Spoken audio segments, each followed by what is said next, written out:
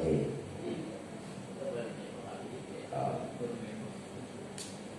Kayak saya mudik. Emang adonannya gitu.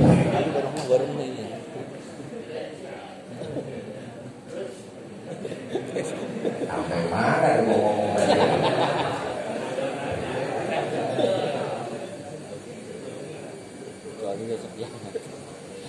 Bapak Ibu saudara-saudara yang saya cintai, bicara soal akhirat, hari pembalasan, alam barzakh, ini sesuatu yang gaib.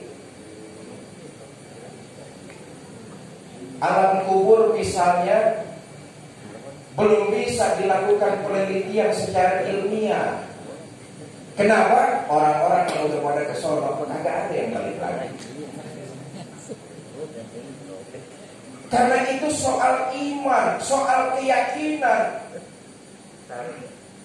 Saudara, jangankan zaman sekarang orang yang gak percaya tentang akhirat, orang yang gak percaya dengan alam barzakh, dari zaman Nabi banyak yang gak percaya dengan alam barzakh.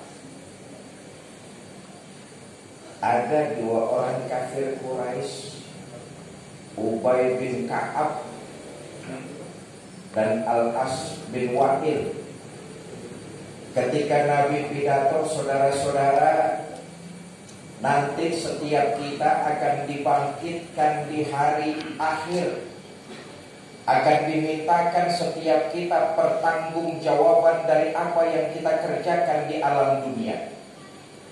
Ubay bin Ka'ab dan Al-As bin Wa'il dengar pidato Nabi kayak begini, orang bakalan dibangkitkan di yaumil akhir, buru-buru pulang ke rumah.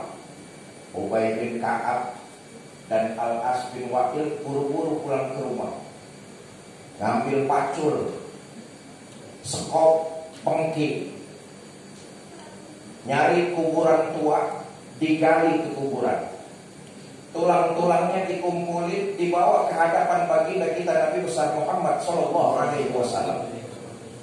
Kata mereka, Muhammad, tulang-tulang kayak begini nanti bakalan dibangkitkan di akhirat. Yang benar Muhammad, siapa yang sanggup membangkitkan tulang-tulang yang hancur kayak begini? Sampai yang botan-botan aja Muhammad. Surah Yasin yang tadi kita baca, wa daraba lana masalan wa nasiya khalqah. Mereka memberikan perumpamaan, siapa yang bakalan membangkitkan tulang-tulang yang hancur kayak begini? Qul, katakan kepada mereka Muhammad, yuhyihallazi ansa'aha awwala marrah. Aku yang menciptakan manusia, aku juga lebih mampu menciptakan reproduksi manusia kembali seperti semula. Kalau aku mampu menciptakan, aku pun pasti mampu mereproduksi ciptaan aku. Surah Yasin. Buat kita ini nilai keimanan, soal keimanan. Kubur itu bukan khurafat. Akhirat itu bukan tahayul. Alam gaib itu sesuatu yang hak, pasti terjadi, dan tiap kita pasti akan mengalami. Karenanya dalam haul ke-10 ini, selain mengirim pahala buat almarhum dan almarhumah, ini pun mengingatkan kita, lagi-lagi kita udah masuk daftar antrian. Bukan vaksin doang yang ngantri sebenarnya. Semua kita pasti akan mengalami hal seperti itu. Makanya Islam menganjurkan pemeluknya untuk banyak mengingat-ingat kematian. Kata Nabi, Tahukah kalian orang-orang yang cerdas? Sahabat pada ngacung. Ya Rasul, orang cerdas itu yang gelarnya berentet. Gelar berentet, tahu berentet? Bererot. Kata baginda Nabi, bukan. Ya Rasul, orang yang cerdas itu yang otaknya encer. Bukan. Kalau gitu siapa orang yang cerdas ya Rasul? Mereka yang banyak mengingat kematian dan mempersiapkan bekal untuk menghadapinya. Bapak Ibu, soal kematian itu kan nggak kenal tua, nggak kenal muda. Sering kita dengar tamsilnya kematian itu mirip seperti buah kelapa yang muntuk baru berbunga jatuh, yang udah jadi buah kelapa jatuh, yang ketuaan juga jatuh. Karenanya soal kematian ini bukan soal umur. Sebelum kita dihampiri dengan malaikat maut, malam ini haul yang ke-10 mengingatkan kita untuk banyak mempersiapkan bekal menghadapinya. Kata Nabi, orang yang sudah berada di alam barzah, mereka seperti orang yang tenggelam di lautan. Pernah lihat orang kelelep? Pak, tahu orang kelelep kan? Kalau di laut ada orang kelelep, Bapak bilang, "Hei bang, kelelep ya?" Oh.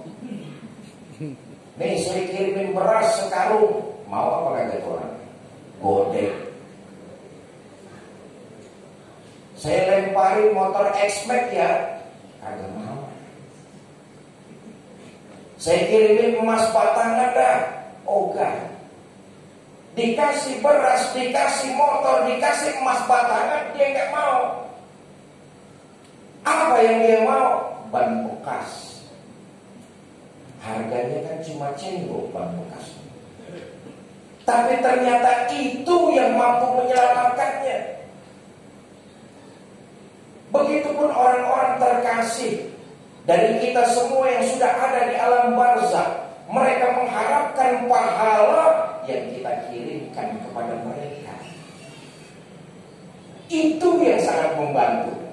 Hakul yakin malam ini haul yang ke-10, almarhum orang tua kita Haji Abdullah kegirangan. Kenapa? Keluarganya mengirimkan pahala, baik pahala tahlil, tahmid, pembacaan Yasin maupun pahala sedekah yang dikeluarkan malam ini. Hadiahnya untuk almarhum dan almarhumah. Saya tidak berpanjang kalam. Saya ingin menyampaikan sebuah kisah yang disadur dalam kitab As'adur Rafiq, sarah dari Sulam Taufik. Saudara, diceritakan dahulu ada seorang ibu ditinggal mati anak gadisnya. Karena ditinggal mati anak gadis yang cuma satu-satunya, semata wayang tiap hari ini ibu mikirin. Tuh ya, kasih orang tua sepanjang masa, kasih anak kepada orang tua sepanjang jalan. Berhari-hari ibu ini mikirin nasib anaknya. Hatinya resah, gelisah, gundah gulana. Datang nih ibu ke Imam Hasan Al-Basri. Tuan Imam, saya punya anak. Udah beberapa hari anak saya meninggal dunia.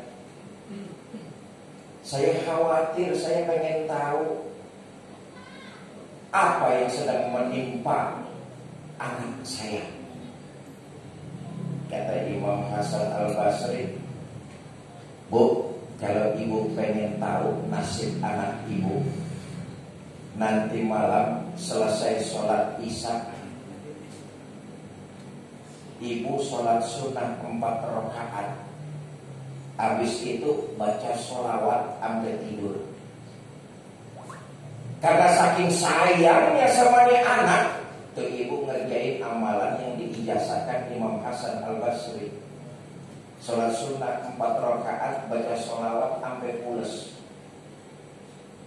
Begitu tidur, dalam tidur ibu ini ngimpi. Dia lihat anaknya sedang mendapat azab kubur. Orang tua mana, apalagi seorang ibu yang tega menyaksikan anaknya mendapat azab. Terbangun ibu ini lalu mengucapkan astagfirullah. Besok pagi-pagi berangkat ke tempat Imam Hasan Al-Basri, ngadu nih ibu, Tuan Imam, semalam saya ngimpi anak saya sedang mendapat azab di kubur. Tolonglah Tuan Imam, berikan saya amalan supaya bisa meredam azab kuburnya. Apa kata Imam Hasan Al-Basri? Bu, ibu sedekahin, pahala sedekahnya kirimin buat anak ibu. Nih, keluarga besar almarhum malam ini sedekah buat kita semua. Mudah-mudahan ini menjadi wasilah beliau nikmat kubur datang. Ibu sedekahin, pahala sedekahnya kirim, khususkan buat anak ibu. Iya dah Tuan Imam, makasih amalannya. Ulang nih ibu, dia sedekahin, pahalanya dikirim buat almarhum anak gadisnya, almarhumah. Sehari, 2 hari, 3 hari, 4 hari nggak balik nemuin Tuan Imam. Satu malam Imam Hasan Al-Basri tidur ngimpi. Dia lihat seorang wanita dengan paras cantik jelita di dalam bangunan yang megah dan mewah, bermahkotakan intan. Pangling Imam Hasan Al-Basri. Luar biasa. Ada anak gadis rumahnya megah, di kepalanya ada mahkota bertahtakan intan berlian. Enggak disangka, enggak diduga, tuh perempuan yang nyamperin. Imam Hasan Al-Basri gelagapan. Gelagapan, ngerti gelagapan.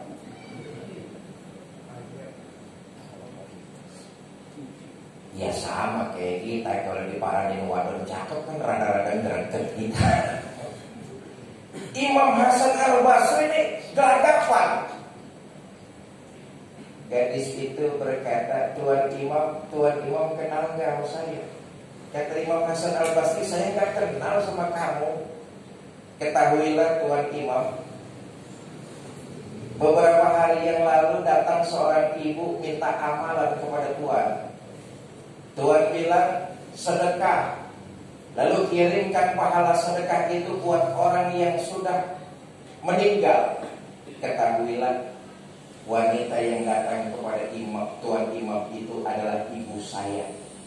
Dan berkat ijazah yang diberikan Tuan Imam kepada ibu saya melakukan sedekah yang pahalanya dikirimkan buat saya. Atas wasilah itulah Allah turunkan rahmatnya, saya bebas dari azab kubur.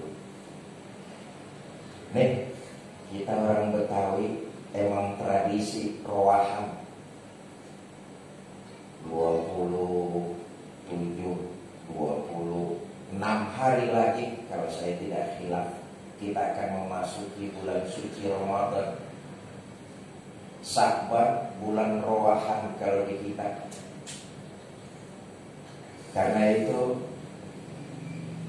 semampu mungkin, sebisa mungkin kirimkan pahala kepada orang-orang tercinta yang sudah mendahului kita. Dengan begitu kita mengharap rahmat Allah turun kepada mereka dan mereka mendapat nikmat di alam barzakh. Ini saja yang dapat saya sampaikan, mudah-mudahan ada manfaat bermanfaat. Lebih kurang saya mohon maaf. Wallahul muwaffiq ila aqwamit thoriq. Assalamualaikum warahmatullahi wabarakatuh.